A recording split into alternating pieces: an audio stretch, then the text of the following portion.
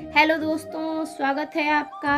दोस्तों, आज मैं आपको एक कहानी बताऊंगी। इस कहानी के माध्यम से आप जानेंगे कि एक औरत ही औरत की दुश्मन होती है। तो आइए इस कहानी के माध्यम से जानते हैं। शाम होने को थी, अंधेरा घिर आया था। घर की बहू विद्या फटाफट रसोई में हाथ चला रही थी। आज ननद नंदोई जी आने वाले थे। अब ननद नंदोई जी आ रहे हैं तो मौसी, सास और मौसा जी भी भला आएंगे ही।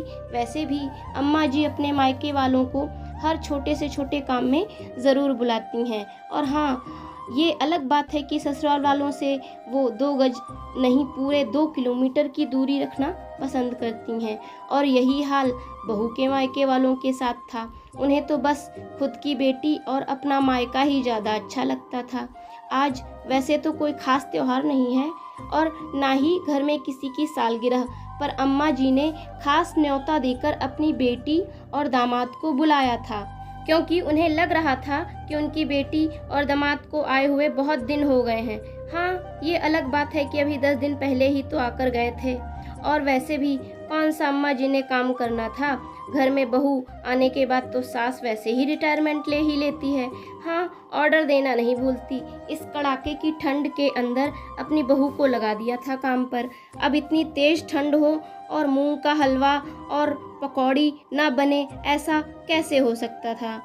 बस आज के मेन्यू में यही डिसाइड था। साथ में 3 तरह की सब्जियां और पूरी अलग। घर के 7 सदस्यों के अलावा मेहमानों को मिलाकर 13 लोगों का खाना बनाना था। इसलिए विद्या लगी हुई थी काम पर। मेहमानों के आने से पहले ज़्यादा से ज़्यादा काम कर लेना चाहती थी, क्योंकि मेहमानों के आने के बाद चाय पकड़ाने का काम भी विद्या को ही करना था और मदद कराने भी कोई रसोई में नहीं आता था। जैसे जैसे सब्जियां और हलवा तैयार करके रखा ही था, इतने में मेहमान आ गए। फटाफट गैस पर चाय का पानी चढ़ाया और गिलास में पानी डालकर ट्रे में सजाकर मेहमानों के पास ले गई। पानी देखते ही ननद बोली, भाभी, आपको इतना भी नहीं पता, बाहर कड़ाके की ठंड है, पानी कौन पिएगा। आप तो फटाफट गर्मा गर्म चाय ले आओ। अपनी बेटी की बात सुनकर अम्मा जी भी बोल पड़ी, अरे इतना सहूर तो खुद को ही होना चाहिए, पर इसे क्या पता आज बाहर कड़ाके की ठंड है। ये तो रसोई में आराम से काम कर रही है, इसे तो गर्माहट मिल ही रही है। हालत तो ठंड में हम लोगों की खराब हो रही है।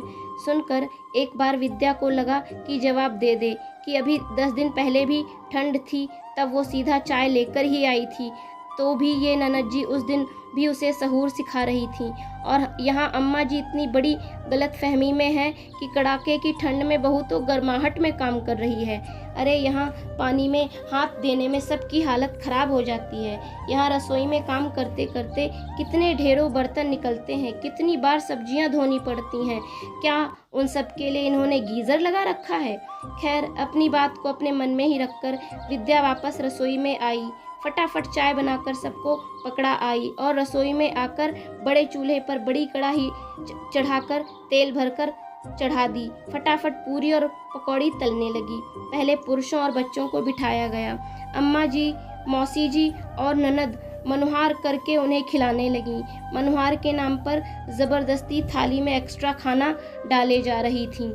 जब पुरुष और बच्चे खाना खाकर उठे तो थाली में काफ़ी कुछ जूठन पड़ा हुआ था।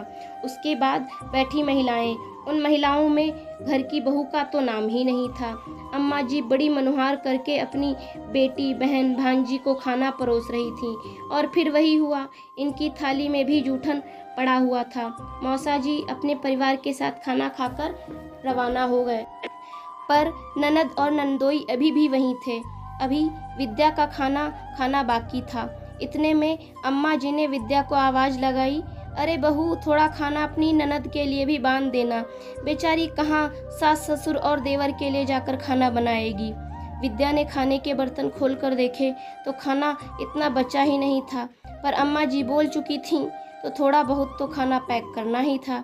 इसलिए थोड़ा थोड़ा अपने लिए निकालकर बाकी का सामान उसने पैक कर लिया। इतने में अम्मा जी रसोई में आई और पैक किए खाने को देखकर बोली, अरे इतना सा खाना ही पैक किया है, इससे तो सिर्फ 2 लोगों का ही पेट भरेगा। तुझे अंदाजा भी नहीं है क्या, या फिर पकवान अपने माँ बाप के लिए रख लिए हैं। अम्मा जी की बात सुनकर विद्या बोली, नहीं अम्मा जी, खाना इतना बचा ही नहीं, ख़त्म हो गया है। अरे इतने सारे लोगों के लिए खाना बना था, इतने सारे पकवान बने थे, ख़त्म कैसे हो गए? मेरे हाथों से तो कभी ख़त्म नहीं होता था। इतने में अम्मा जी की नज़र उस थाली पर पड़ी जिसमें विद्या ने अपने लिए थोड़ा सा खाना निकाल कर रखा था। उसे देखते ही अम्मा के माथे पर सिलवटें आ गईं और विद्या को डांटते हुए बोली, अलग से खाना क्यों निकाल रखा है?